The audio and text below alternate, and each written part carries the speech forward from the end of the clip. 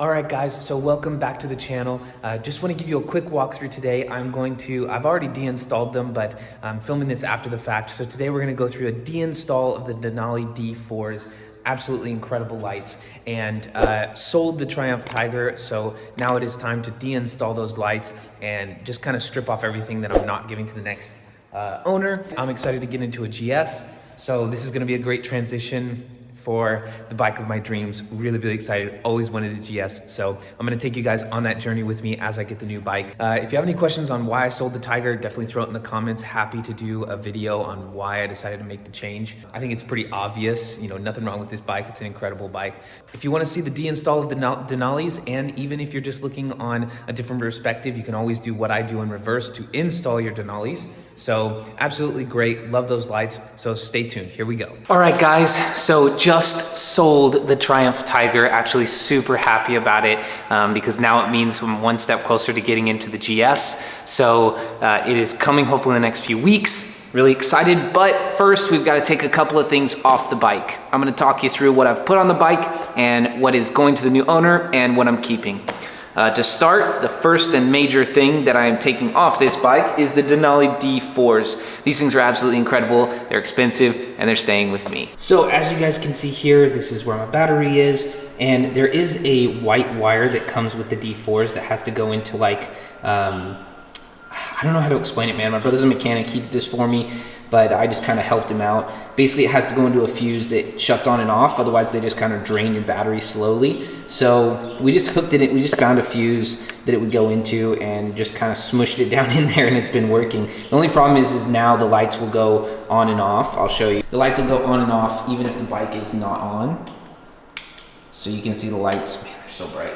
They'll still go on and off. So you just have to hope nobody runs by and decides they want to screw with you and turn them on, but most people don't even know. So I'm just going to take this little fuse out here.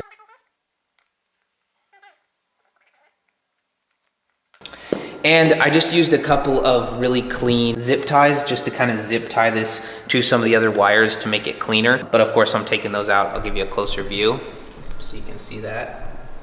You can just see where I put some zip ties here. So I'm just gonna clip those, take them off, and get rid of some of these wires. It was super clean once I put it all in. This is also part of the Denalis here. As you can see, it's running back in here into the module. This is the data dim module that you need.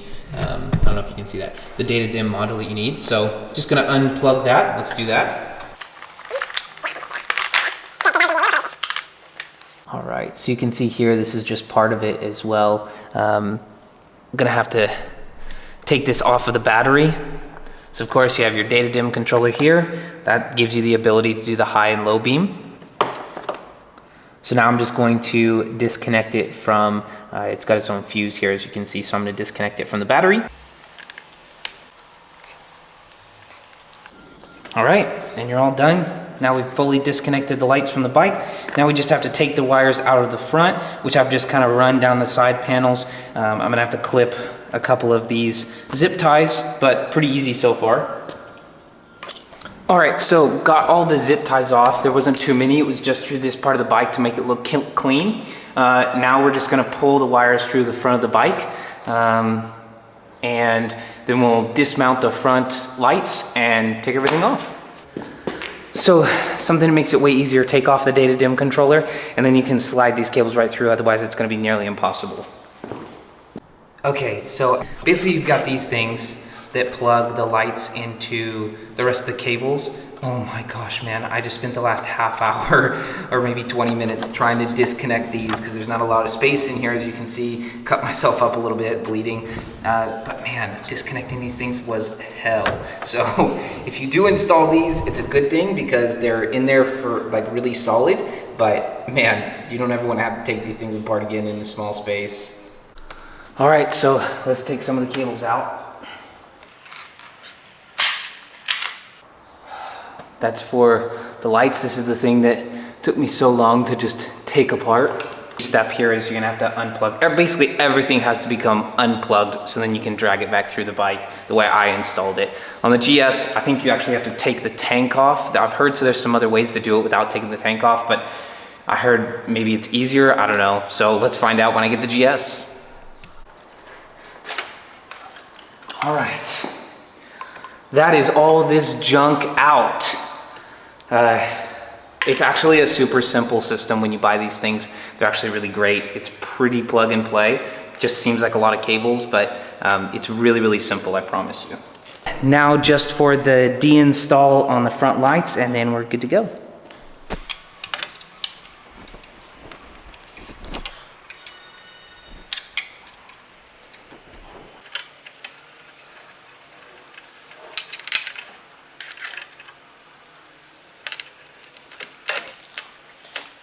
So as you can see, I kind of made a little mistake here. I unscrewed the mounting bracket before I fully got all the zip ties off of this on the inside, so it's kind of just hanging here. I would have done this differently next time, but now everything's off, so I'm just gonna pull it through.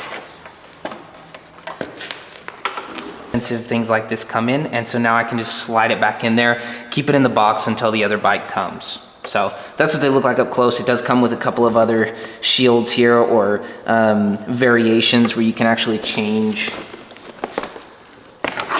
You can see you can actually kind of change the different modes here that you've got. So if you want to do, you know, true hybrid or spot hybrid or just spot, you have all these different options. I think I've got the true hybrid on here at the moment, so that's what I'm running right now.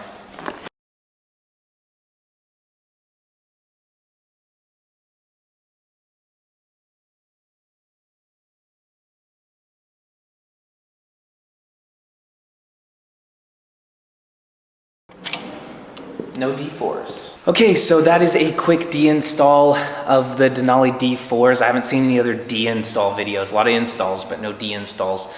Most people probably leave these on their bike for a long time. But yeah, absolutely incredible lights, guys. If you ever are in doubt, or you ever want a really good light and you have the money, the Denali D4s are not a waste of money, man. They are absolutely phenomenal. Get you a pair of these and you will be a believer for life. Denali, I am only gonna run your lights from here on out. They are incredible. So yes, definitely go for the D4s. They're amazing, and I just can't say enough good things about them. Super durable, and they just light up super far. So get after them.